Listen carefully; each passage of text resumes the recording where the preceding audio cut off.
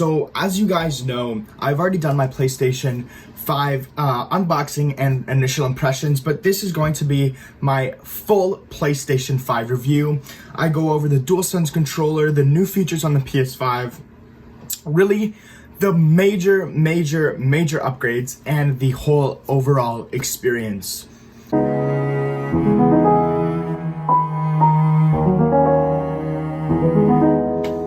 Alright, so, no best here, and today, as I said, I have my PlayStation 5 full review. So, for starters, we're gonna go over, as I said, all the features, but as well, I want to really give my opinion and really want to tell you guys if I recommend that you buy it or not. If you should wait till the future to see how it pans out, or if you should just go ahead and get it now. Although I know that the stock is not there right now, there aren't any to order. But if there was, I want to let you guys know if you should go for it or not. Alright, so as we already know, the PlayStation 5 is a massive advantage over the PlayStation 4. As you can see here, the PlayStation 4 is much smaller, meaning less power and less internal oomph. As for the PlayStation 4 controllers, the PS5 DualSense controller is a massive upgrade from the PS4 controllers. From the new haptics, the new adaptive triggers, to the new feel of the DualSense controller, it is a much beefier controller. Now, I think it is very obvious that the one major thing with the PS5 over the PS4 is obviously the graphical performance, as well as the frame rate boost that it has now. It can go all the way up to 4K 120 Hz or 8K 60 Hz. Now that, in my opinion, is just amazing, as the original PS4 could only do 1080p, and now we get 8K. That to me is just outstanding. Alright, so I have already done my in-depth UI video. You can go check that video out. It was my last video done. I'll put it right below the like button. It'll be the first link right there. But this is my PlayStation 5 review, so we're not going to go too in-depth into the UI. We're not even going to really explore the UI. I just want to show you a couple really cool features that I do really love about this PlayStation 5. Now, a lot of them are already very obvious, such as the ultra high-speed SSD, the graphical performance, the CPU, the RAM, all the capabilities of the PlayStation 5. So right now I'm going to show you just how snappy this SSD is in NBA 2K21. So if I head here and I head to quick play and play now, it'll prompt me to this screen where I get to choose the team. I'm just going to go with the Raptors, and I'm going to count from the time I press X of start game to the time I'm in the game. Ready? 3, 2, 1. 1, 2, 3, 4, and I'm already in the game. That is just how snappy this ultra high-speed SSD is. 4 seconds, and I'm already in the game of NBA 2K21. A lot of new features that come with the PS5. One of them are ray tracing. As you can see on the floor of the court, all the new ray tracing it has. You can see the reflections perfectly. And a really big proof of the graphical performance. Look at these guys' faces and the way that their bodies move. It is so fluid and it is so real. It is just like it is in real life. These guys' body movements and facial scans are so real. It is just insane. Now, since this is a PlayStation 5 review, I do want to talk about the DualSense controller. I want to talk about these brand new haptic feedback and these brand new adaptive triggers. These are so cool, but the best way to really experience it is inside of PlayStation's Astrobot Playroom game. It is a free game. It comes preloaded onto the console at no cost, and it is an amazing game.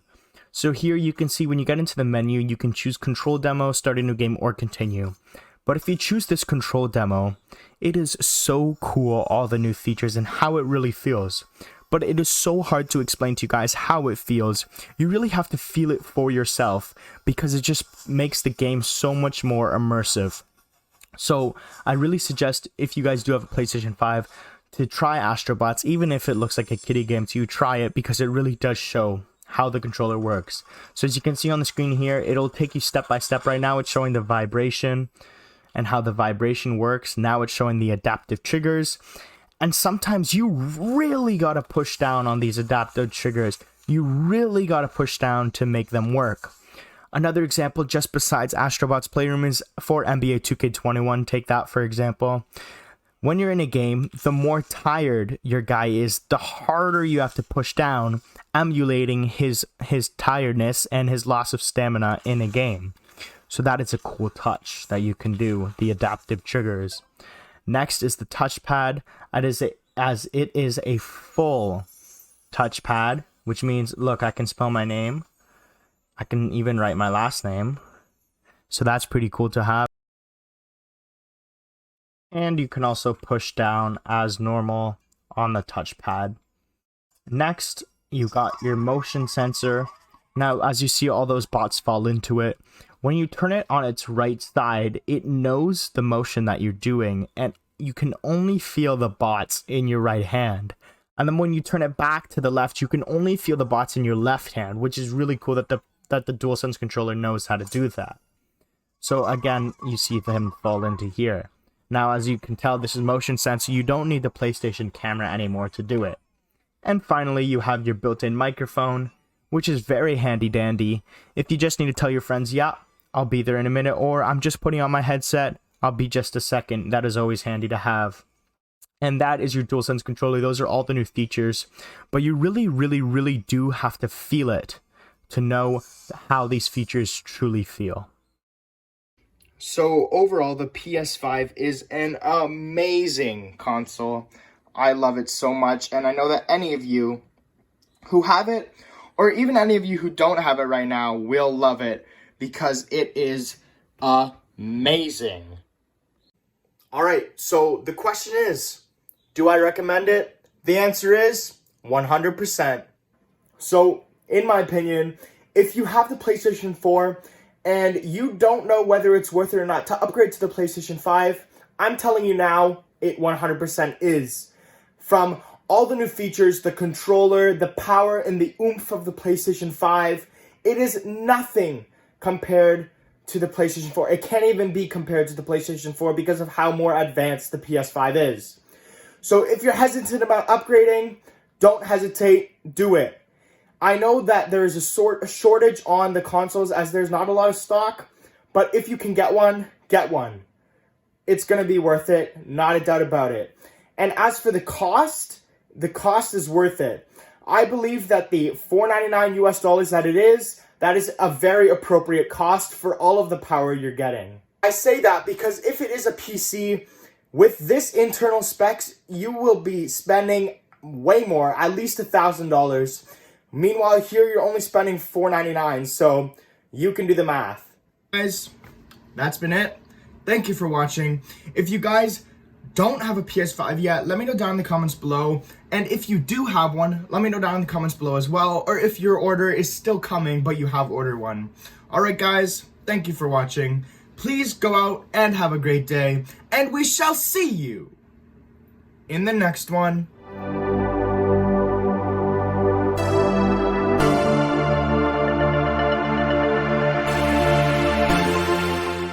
Alright, and so a couple days ago, my PlayStation would crash for no absolute reason with every single game. And so I tweeted out, ask PlayStation on Twitter, to see if they could help me with this problem. And they told me that there was a dust buildup and I had to clean it out. And so in this video, I'm going to show you guys how to clean out your PS5 properly and efficiently. So let's get into it. Alright, and so as you can see right here, my PS5 is on the vertical stand. So I gotta take that off first before you can open it at all. So I'm gonna put it on the edge right here, and I'm just gonna take a flathead screwdriver, and then I can just unscrew. Alright, and now I got it undone. So we got the PS5 like this, okay? Now what we're gonna do is we're gonna put it down on here. We'll start with this side, and all you're gonna do is take one hand at the logo of the PlayStation here, one hand at the bottom, and all you're gonna do is lightly pull, and it'll come right off like that. Now on the other side, if we flip it over, same thing, across from the disk drive, hand at the bottom, hand up top, and just pull lightly. Just like that, and now we are inside of the PS5. Now this does not void your warranty, so do not worry. This is the only way that you can put in your M.2 SSD when the expansion comes out. So what we're gonna do now, as you can see here and here, there are two holes. Now those holes are dust catchers, and you can actually grab a vacuum and stick it right in there to grab all the dust out of it. Now what I have is compressed air. And what I do with this is I actually shoot it into the holes, which will clean out all the dust because this is just air. And so what I do is I just put it here, and then I just spray, and then it cleans it out. And so this is a really good tool because I do not have a vacuum that can actually go deep inside of here.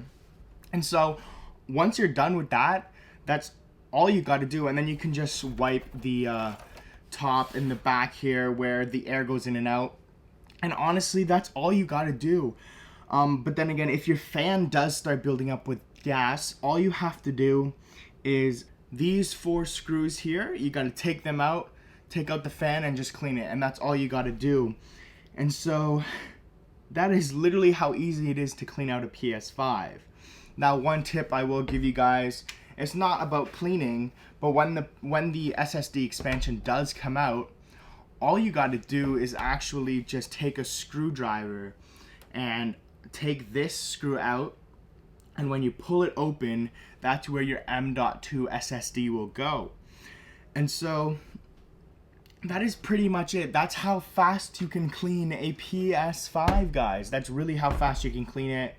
And then all you gotta do really is just take the plates and plop them back on. Now, to do that, I just put it on this side, take this plate with the disk drive slot, and all you're gonna do is just push, and there we go. It's back in. Other side, we're going to take the face plate. You can line it up with the PS logo right here. Put it on and push, and there we go. Just like that, we are all back to normal, though I do have to put on the stand again, so I'm gonna do that quickly.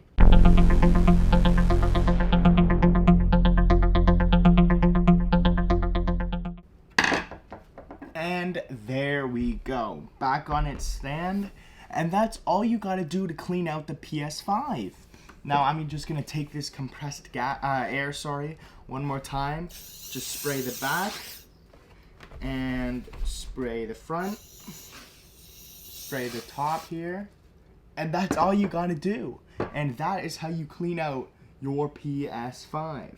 And as you can see, for the size of this thing, the massive size, it is so easy to snap off the plates, clean it out with dust holes, put the plates back on, and put the stand back on, and then you're all good to go. And that is how fast it is, and I love the architecture of this console. And there we go, it is now cleaned, and that is the fastest cleaning that I've ever done in a console. Let me know down in the comments below what you guys think, and how fast do you guys think this is at cleaning, and how do you guys think it could be more efficient? Let me know down in the comments below. Alright guys, thank you for watching. Please do go out and have a great day, and we shall see you in the next one.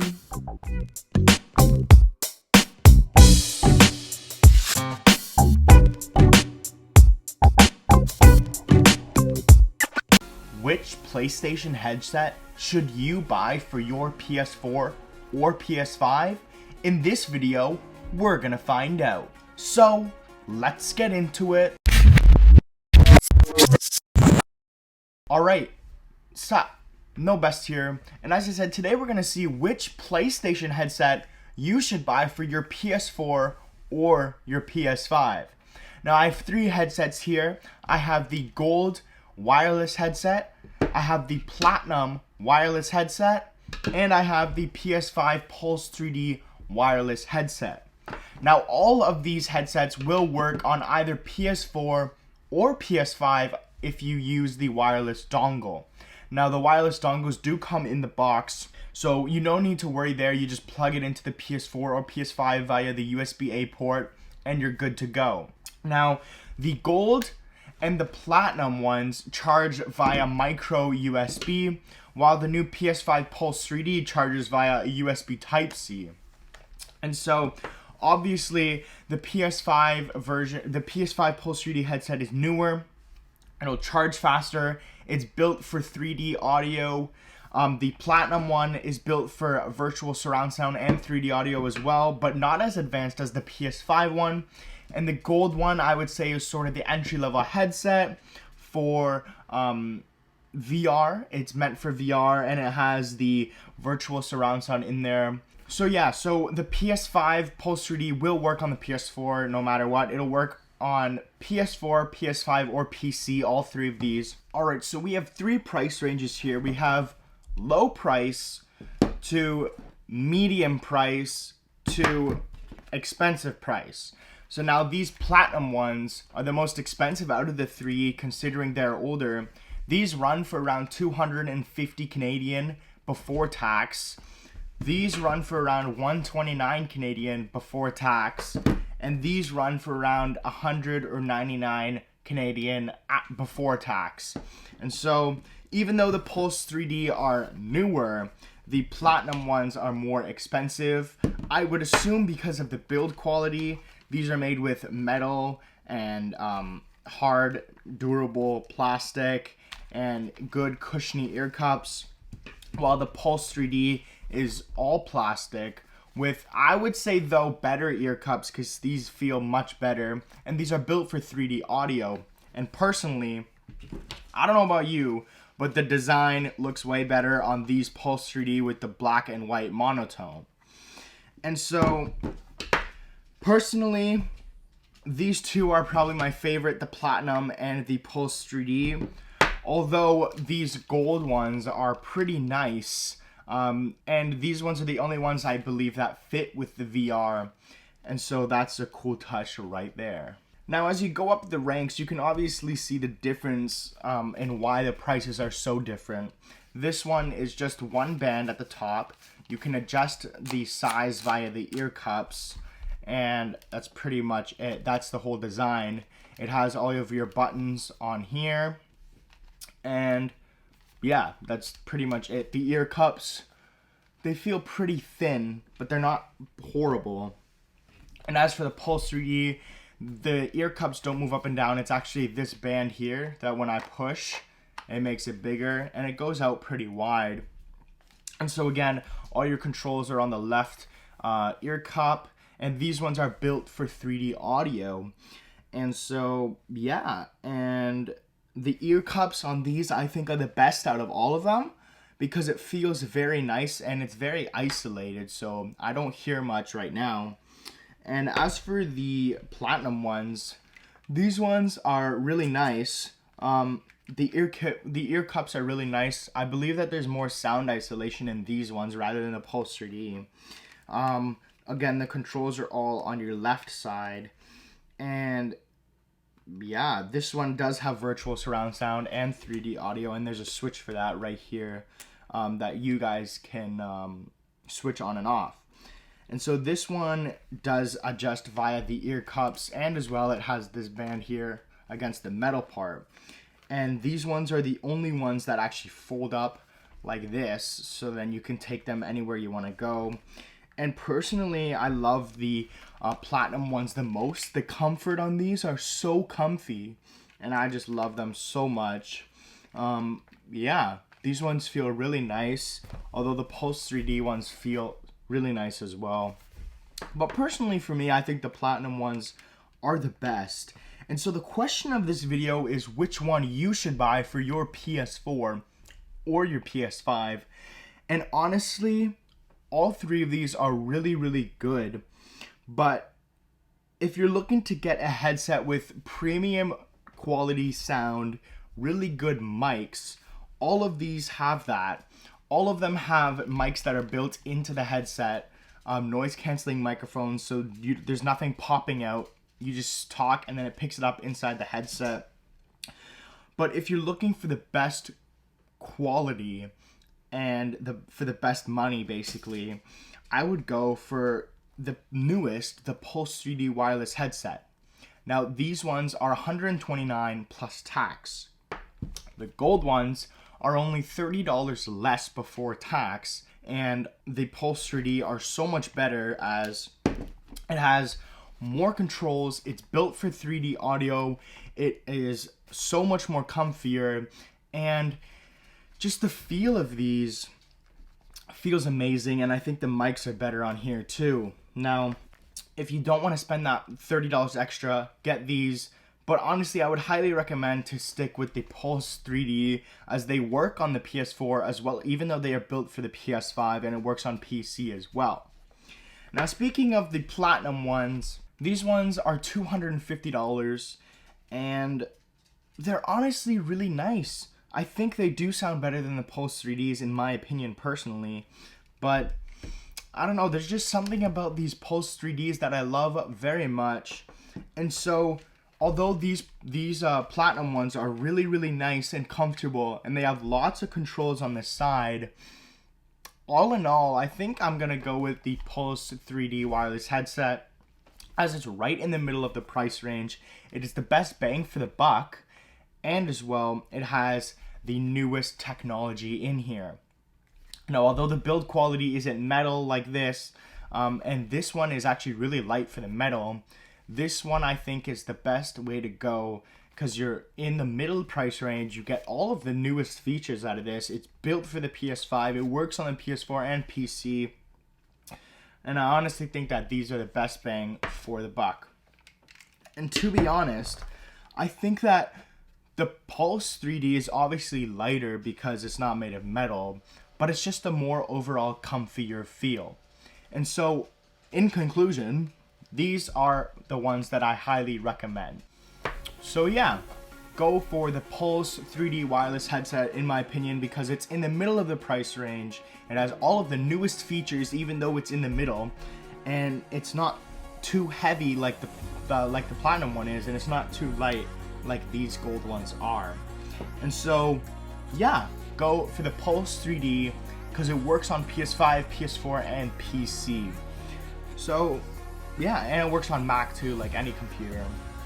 And so that's it. All of these links will be thrown down in the description below if you guys want to go and check them out and maybe purchase one for yourself. The gold will be down there, the Pulse 3D will be down there, and the Platinum one will be down there. And so yeah, thank you for watching. Please do go out and have a great day, and we shall see you in the next one.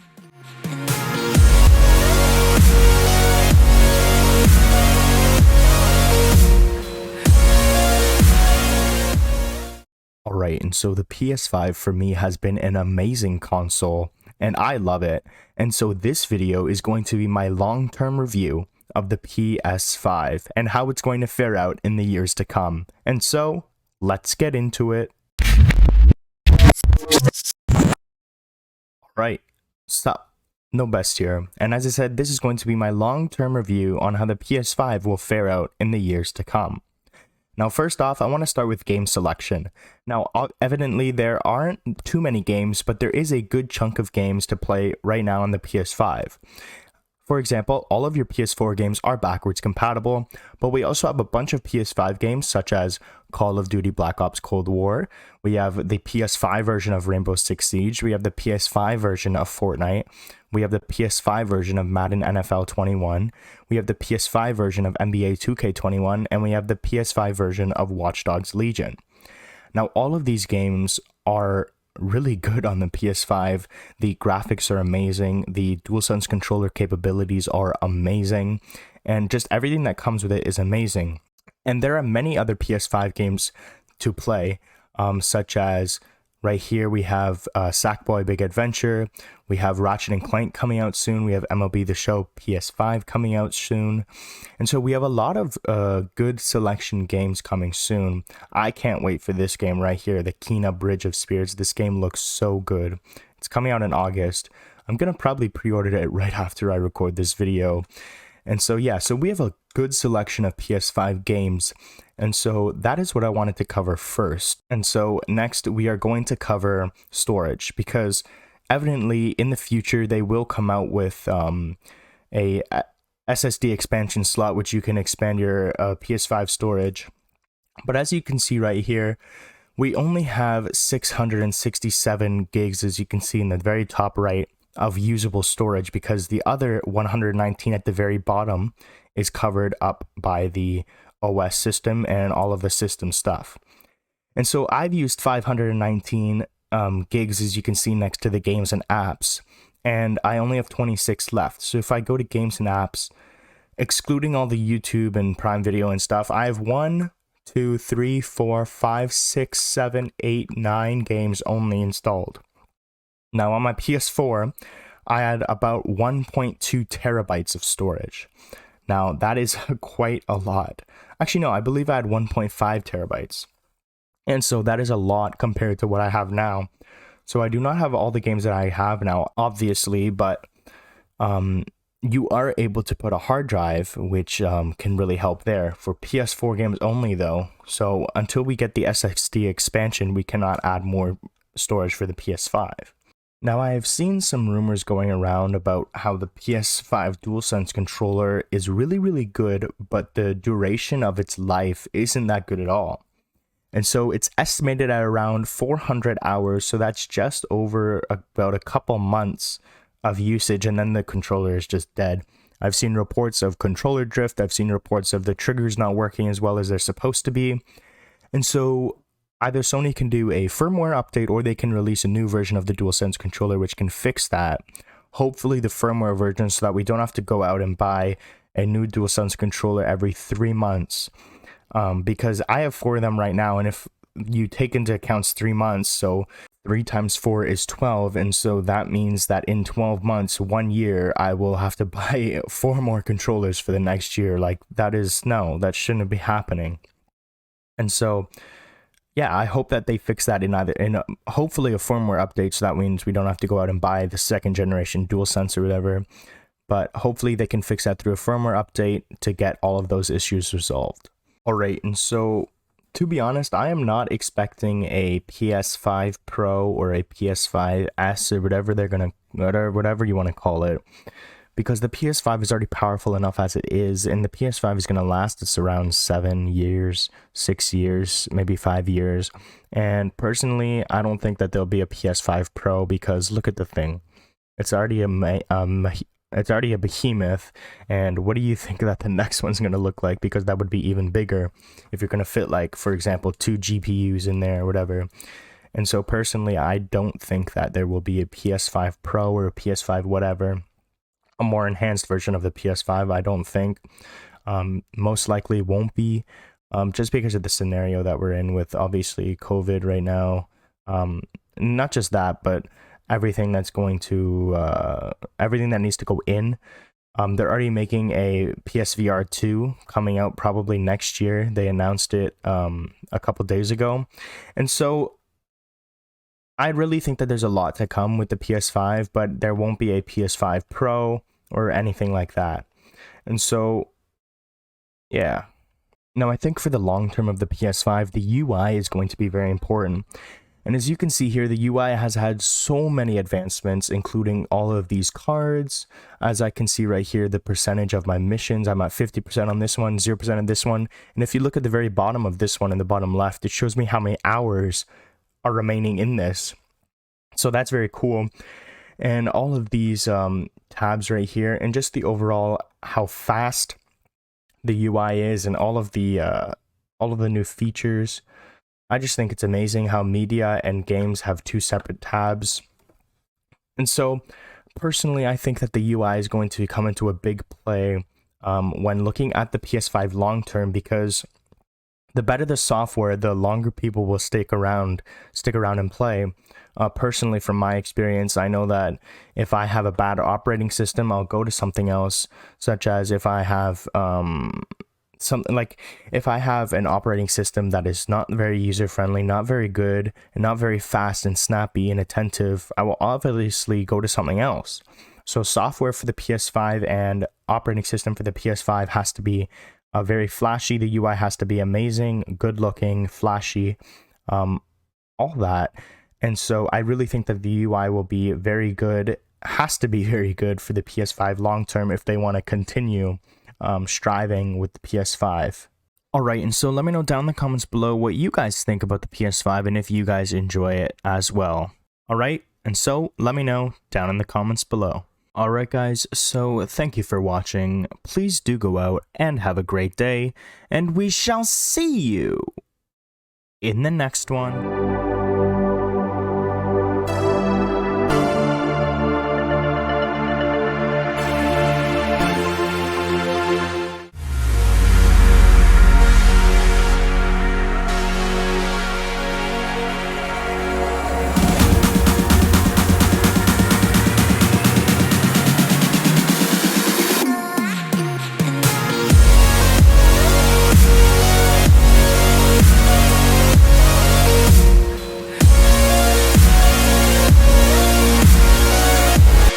My top 3 things that I like and dislike about the PS5. And so, let's get into it. Alright, sup? Nobest here, and as I said, today we got my top 3 likes and dislikes about the PS5. And so as you can see here, I got the PS5, I got the controller, I got the charging station, I got the media remote, and I got the Pulse 3D wireless headset. The only accessory I do not have is the camera because I do not find any need for it. And so, yeah, let's just get right into number 1. So the first thing I like about the PS5 is the noise. By saying noise, I mean no noise, because the PS5 makes absolutely no sound. Even when doing the most intense games, there is no sound.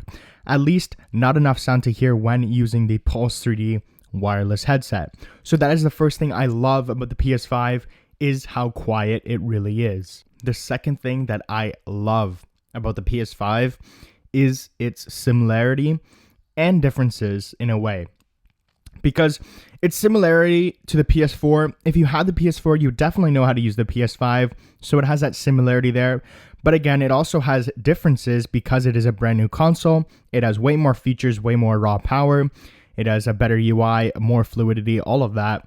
And so I like both the similarities, that ease of use if you had a PS4, and as well, I like its differences a lot because you get the ease of use from the PS4, but you also get amazing power, as you can see right there, 8K, 4K 120, and HDR. And for the third thing, I don't think it's possible to talk about the PS5 without talking about its performance. Now, as I said in number 2, its performance is different from the PS4, but it still has that same fluidity and that same know how to use it as the PS4.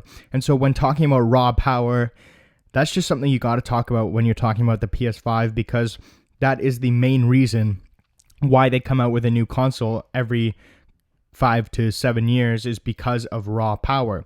They want more power to be able to handle the newer and bigger games. That is why now you have 4K, 8K, 4K 120, HDR, and I mean, that's why the PS5 is so big right now, because of the raw power inside of it. And also, because of that raw power, it gets really, really hot, and that's why there's so many fans, and the whole sides of the PS5 is all ventilation, hence why number 1, it is so quiet. So now those are my 3 likes about the PS5, and now I want to move on to my top 3 dislikes, or things that they can improve on in the PS6, or whatever they want to call their next console. But first, before I get into that, let me know down in the comments below whether you guys think there will be another PlayStation, or if this is the last. Let me know down in the comments below. Now, for dislikes, I would say my first dislike is game selection at launch, because when we look at this right now, there is a lot of games that are expected to come out, but not in launch window. Right now, we have a very good share of PlayStation games for PS5, but the big ones like God of War, Horizon, Ratchet and Clank, all of that are coming out 2021 or 2022, right? So that's like a year or 2 years until we get the massive games. But we do have a fair share of games like Black Ops Cold War. We have Watch Dogs Legion. We have all the sport games that comes out every year. And as well, we have all of your PS4 games that you could play on the PS5. And so we do have some selection, but then again, we don't have the selection that we are hoping to have. Obviously, we will get that later on. But for now, number one, game selection. And so my second dislike is going to be, I would say my second dislike is the accessibility. Now I say accessibility because I feel like in terms of resolution, there's only 1080p or 4K or 8K. There's no in between. There's no 1440p. There's no like in between number of refresh rate either. There's only 60 hertz or 120 hertz. There's no in between. There's no 90 hertz. There's nothing like that. And so, to be honest, I'm not really keen on that. I would rather have more options in terms of accessibility with resolution or frame rate or anything like that. And finally, in terms of accessibility, I would also put the internet browser there because I don't know about you, but I kind of like the internet browser on the PS4 because I had it right there whenever I needed it. My final dislike isn't about the PS5 itself, but it's about I would say, the ability to get it. Because as we know, it is so hard to get a PS5 right now, and I'm so lucky to have one, especially have one at launch day. That was just amazing. I was on 4 different websites trying to pre-order it the day pre-orders went live. And so, yeah, I feel like I gotta put this in there. The way to get the PS5 is non-existent right now. And so I would put that as my third dislike. That's not disliking the console. I love the console, but just the stock and where you can get it and how you can get it is just non-existent. And so that's probably my third dislike. And so there you have it. You have my 3 likes and dislikes about the PS5. But overall, I love it. It is their best console by far, as it should be. And yeah, I just love it. Alright guys, let me know down in the comments below what you guys think about the PS5 and your likes and dislikes on it. Let me know down in the comments below. Alright guys, thank you for watching. Please do go out and have a great day, and we shall see you in the next one.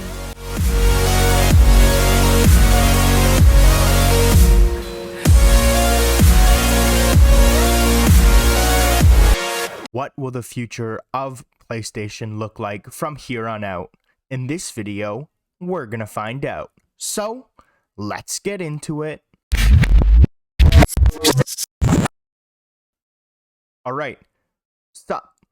Noah Best here, and as I said, today we're gonna figure out what are the next steps PlayStation must take to continue to succeed. PlayStation released the PlayStation 5 back in November of 2020, and ever since then it has been a massive success, although there is a shortage on stock for the PS5, as the technology that goes inside is very hard to produce right now, especially because of COVID-19. Now, in saying that, even though it was very successful for PlayStation, they do need to continue to do things right in order to continue to be successful. And so what I think is that they need to take the right steps which will lead them to success. As the CEO of PlayStation said back in the Future of Gaming's event in June of 2020, but today's the day that we've been looking forward to for years, when we get to show you just some of the games that demonstrate our belief that PlayStation 5 marks the biggest generational transition our industry has yet seen. And I really think that that is true for the PlayStation, and it really has taken a generational leap in what gaming consoles can do. And so, I don't know, the PlayStation 5 is a huge success, but if they're going to continue with this and keep game consoles relevant because PC gaming is taking off, And so if they want to keep consoles relevant and want to make a PS6, PS7, PS8, PS9, PS10, and so on, they really have to take into consideration what the fans want in order to keep that attention coming. And with PS5, they definitely took the recommendations of the fans. For example, the vents in the PlayStation 5, the sound, by sound I mean no sound, of the cooling, the power, everything like that. And so this really was a generational transition for the PS5. Now, the first thing that PlayStation must do in order to stay successful is obviously to sell more PlayStation 5s. But as we all know, the issue with that is that there are not enough internal components to be able to create the PS5, especially because of COVID. Now, in saying that, there have been a lot of rumors and reports over the past couple days that there will be a redesigned PS5 coming out in 2022, redesigned on the inside, not on the outside. Redesigned on the inside using different internal components and a different Ryzen processor from AMD in order to get out more PS5s. That won't change any of the performance probably or anything like that, but it'll just make sure that they can get out more PS5s. Maybe they'll make it a PS5 Pro, and that way they can get out more since it's more available than what they're using right now. But nothing on the outside will most likely change. It'll most likely only be internal components that will change.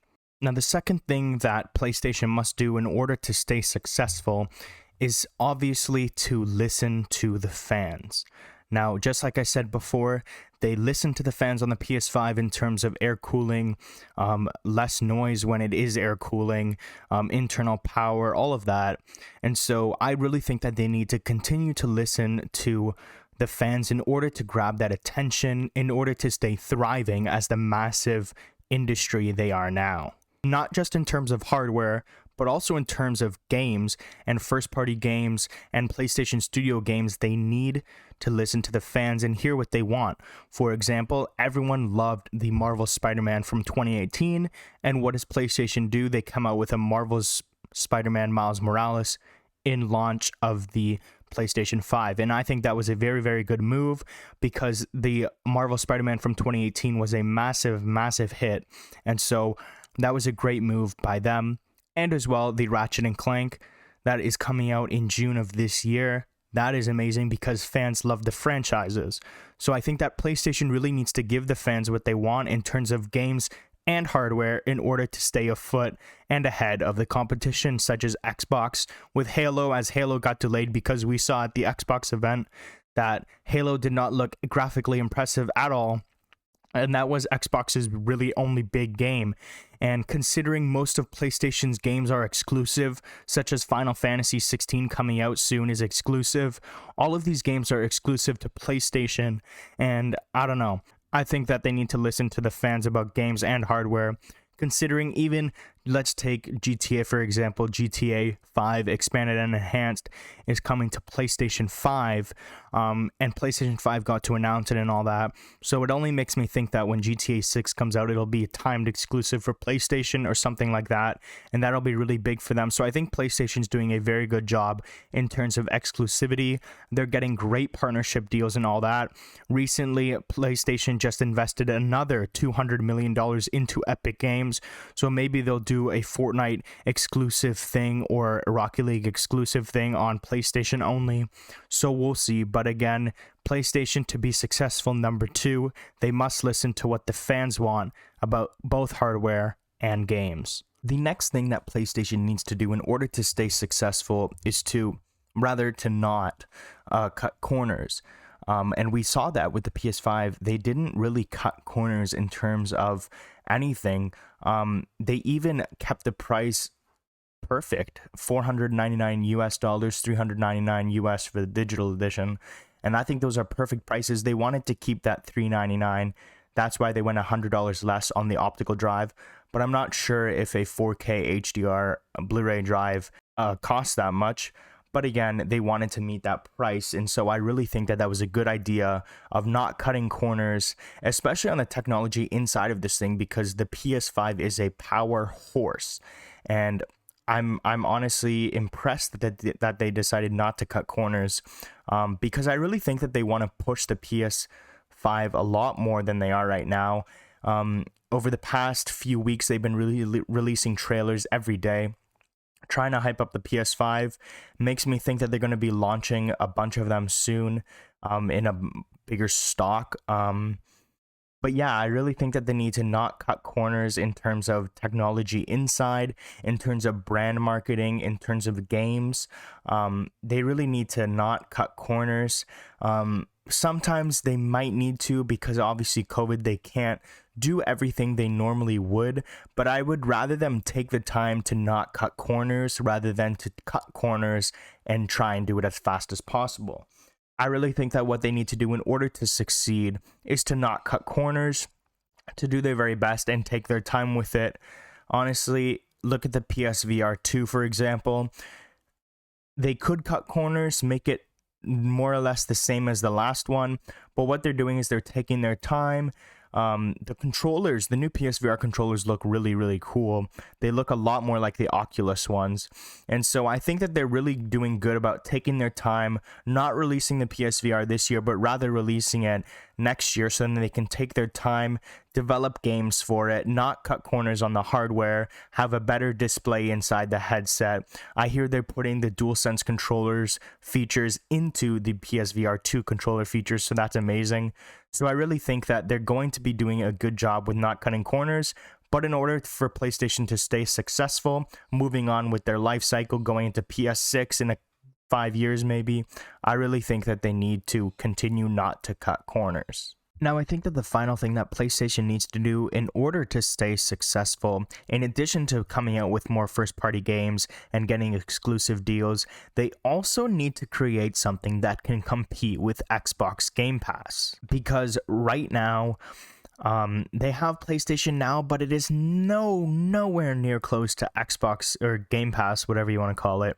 And it is nowhere near that. They tried to maybe do something like the PS Plus collection, but that didn't compete with Xbox Game Pass at all. So they really need to create something that can compete with Xbox Game Pass, because PlayStation Now, yes, it has games, but it's not all AAA games like Xbox Game Pass. In addition to creating a competitor to Xbox Game Pass, PlayStation also needs to heavily advertise it.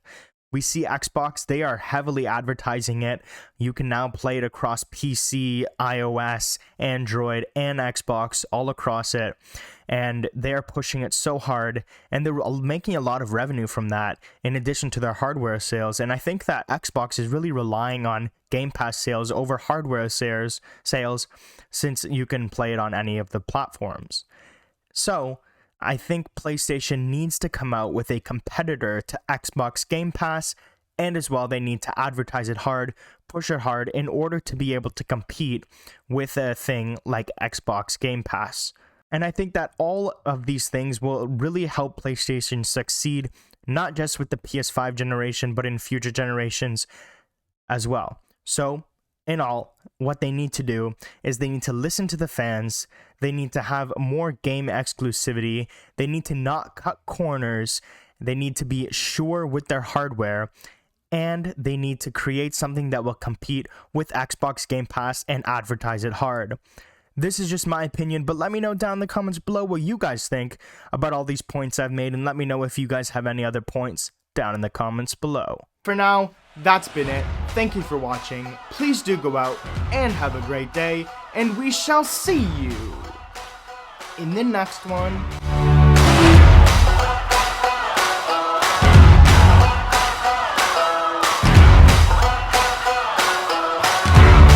Both the PS5 and the Xbox Series X controllers have shown an immense... Alright, sup? No best here. And as I said, this will be a full comparison between that controller of the PS5 and that controller of the Xbox Series X. And so, yeah, we'll go in depth into all of the features, the optimization, everything like that between the PS5 controller and the Xbox Series X controller. Both the PS5 and the Xbox Series X controllers have shown an immense improvement in what gaming consoles can do. All the new features with the controllers, USB Type-C on both, all of the new vibrations, the new haptic feedback and adaptive triggers on the PS5, and the new sharing and exporting images and features like that on the Xbox Series X controller. The new D-pad here, the new microphone built in. All of these things are what make the PS5 fun and the Xbox Series X fun, because these are the things that you are interacting with.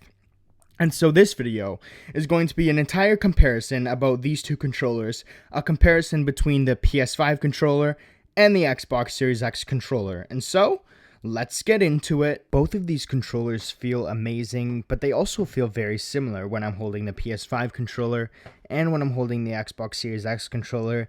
They do feel very similar considering the difference in look and design. I really do love both of them in the way they feel, all of their features, but overall they are very similar, as they do have a lot of the same features. Now again, the PS5 does have the haptic feedback, the adaptive triggers, all that, but the Xbox does have really nice vibrations and it has an overall amazing feeling controller. So the question is, when it comes to these two controllers, which one gives you the overall better experience? Now that is a very tough question, considering both of these controllers have their own features and both of these controllers come with their own respective consoles. Now, in order to talk about which of these controllers is better, we also have to talk about their respective consoles and how those relate to their controllers. So as we all know, both the PS5 and the Xbox Series X are absolutely powerful machines, and they will run the highest driven games, the highest power needed games. And so we already know that the consoles are powerful. So the question is, how do they fit in with the controllers and how good are the controllers compared to each other? Now, for that to happen, we got to compare the PS5 to the Xbox Series X. Now, although the Xbox Series X on paper does show much better power, the PS5 has been outstanding, and especially in terms of games and exclusives, Sony has been way ahead of the game in that category. And so I really do think that in overall optimization, the PS5 controller is very much more optimized than that of the Xbox Series X, considering you can feel every little step in the game. With the PS5, you can feel all of the trigger pulls, everything. You can feel when you pull a gun, you can feel the recoil. You can feel the difference in the amount you have to pull on a pistol versus a sniper. It is amazing. Meanwhile, on the Xbox Series X, yes, you do have vibrations. Yes, you have accurate vibrations, but you don't have any of the adaptive triggers. The triggers are all feel the same in every way, and you don't get that precision like you do on that of the PS5. And so this is just a quick video because I think that the comparison is pretty obvious here. I think that the winner is pretty obvious here. I know some may say that I'm biased towards that of the PS5, but I really do think that overall the PS5 is a much better controller when you look at the bigger picture because of the optimization with it. Although I can't take away the fact that the Xbox Series X controller does feel amazing, and it really is really good. But I think overall, with all of the features and the optimization, the PS5 controller blows the Xbox Series X controller out of the park. And so I really do think that between these controllers, the PS5 is the better half of them.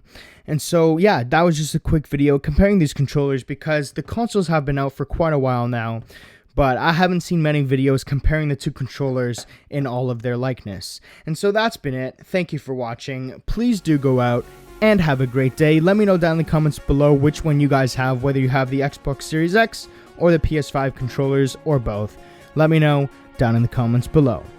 Thank you for watching, and we shall see you in the next one.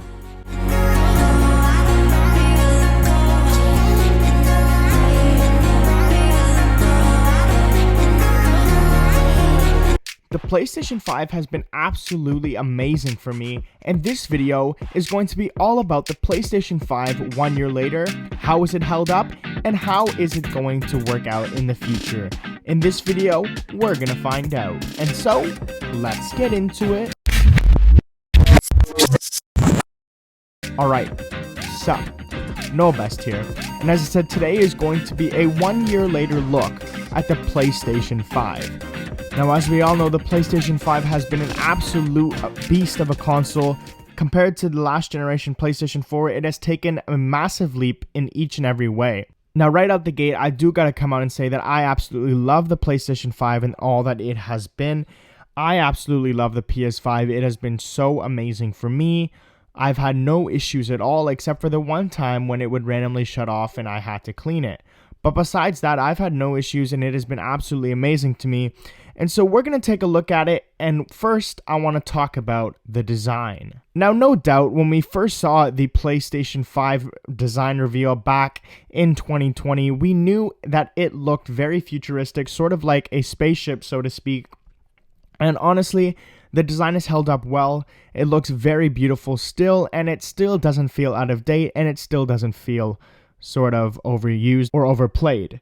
I still love the design. My faceplates haven't gotten dirty at all. Nothing has gotten dirty, and it is still held up so well. The design, I love the layout on the back of all the ports, and you have some of the ports on the front. I have the disc model here, and the disc has had no issues. Disc games have been amazing, as well as digital games. And so overall, the design has been absolutely amazing to me, and I have no complaints there. Alright, and so in terms of performance, I gotta say the PS5 is absolutely amazing. And I'm not just saying this because I'm biased towards Sony or anything like that. I mean it. The Xbox is also amazingly powerful. Both next-gen consoles are out of this world in terms of performance. They never skip a beat. And especially on the PS5 with the SSD, that is the thing that Sony has been pushing since launch, before launch, is the SSD and how fast it is. Games load instantly without any hesitation at all, as long as the game obviously is optimized for that. Now, for games such as Ratchet and Clank, and for games like, let's say, Returnal, those things load instantly with no issues at all. As soon as you die, you're right back in. And so in terms of performance, nothing can beat these next-gen consoles. I honestly believe that the PS5 is the best console out there. Honestly, because even though Xbox may be on paper say that it's more powerful, if we've looked at comparisons between them, I can link videos down in the description below, which will show you that the PS5 can actually run 4K 120 frames per second at a better state and a better consistency than Xbox Series X can. Now, on paper, again, that's a different story, but in real use, that is the case. And so performance is absolutely amazing as well on the PS5. Unlike the PS4, you don't hear it at all, maybe once in a while if you're starting up a game on a disc or something, but that's just the disc drive running. In terms of actual heat dissipation, you don't hear it at all. The heatsink is absolutely massive. And yeah, overall, the PlayStation 5 is absolutely amazing. 10 out of 10 in performance. I never skip a beat. And just a reminder, on PlayStation 5, you can play in 4K up to 120 frames or 8K at 60 frames. And those numbers there just show you how powerful the PlayStation 5 is and how powerful it needs to be in order to run all those games at that resolution and frame rate. Now, in terms of optimization, obviously all the games are optimized by PlayStation for the PS5 if they are PlayStation Studio games, but even the third-party games are optimized for PlayStation's SSD and for its power. I know games such as Watch Dogs, Assassin's Creed, all those games have been optimized for the use of the SSD and for all the power that the PlayStation 5 has. And so in terms of optimization, I don't think anyone can beat Sony in terms of games. First-party game optimization is absolutely insane. Obviously, PlayStation's first-party games are much better than Xbox, and I'm not biased again towards Sony, but it's just a fact. Look at all the games that they have released since launch and how popular they've been, such as Spider-Man Miles Morales, Returnal, Ratchet and Clank, all those games. They have been so amazing, and they have just been so amazingly optimized for the PS5. Unlike games for Xbox, as they haven't really released any exclusives. But then again, PlayStation Studios is out of this world in terms of games. Look at all the games they have coming up, and they're mostly all AAA titles, which is absolutely crazy. Now, all of that is good and amazing, but there are a couple of things that I think that the PlayStation could have improved on or even could implement in the future on the PlayStation 5. Because even though I absolutely love it, there are things that could be improved. So for me, I know this is picky, but I wish there were more ports on the front. Now, if I'm charging a controller and my headset at the same time, I have no other room to put any other ports in on the front, because on the back I have my wireless headset adapter plugged in for the Pulse 3D, and I have my external drive. So I wish there were more ports on the PS5, but that's just a minor detail. But if I am going to talk about a full review on the PlayStation 5 1 year later, I do need to talk about the nitty-gritty and things that I think could improve in order to make it a full review. And so I really do think that they should have added more ports, because right now there isn't a lot of them. Next, my other complaint is in the UI, and that is themes. Now, I absolutely love themes on the PlayStation 4. You could customize them to your own liking. It made it feel more personal. But on this, the PS5, there are no themes. You can't customize your background. It is whatever the game you're hovering over, it takes over the background. Now, while I do enjoy that, and it does look very cool as it's very fluid with the UI, I do wish that there was a way that you could have your own themes, or at least the color of the background, and maybe accents or anything like that, accent colors. But overall, I absolutely love the UI except for that and those themes, because themes were a really integral part of the PlayStation 4 and the overall personalization of it. And so I really do think that they should have added themes, or kept themes in that case. They should have kept themes, but overall I do love the UI besides that. And so yeah, this has just been a quick little look back at the PlayStation 5 1 year later. We're not going very in depth in this because I've done it in a previous video. I will link all my PlayStation 5 videos. I will link, as a matter of fact, the PlayStation 5 playlist that I've made down in the description below of all my PlayStation videos, and you guys can go and check them out there. I've listed specs, I've listed everything in those videos. This is just a look back 1 year later, and I do gotta say it has held up amazingly, and I am still in love with the PlayStation 5. I cannot wait to see what Sony will do in the future with software updates, with maybe a PlayStation 5 Pro and the PlayStation 6 in obviously a few years. And so yeah, that's been it. Let me know down in the comments below whether or not you guys have already gotten your PS5, because I know I've been looking on Twitter recently, some people still haven't gotten theirs. So let me know down in the comments below. Alright guys, thank you for watching. Please do go out and have a great day, and we shall see you in the next one.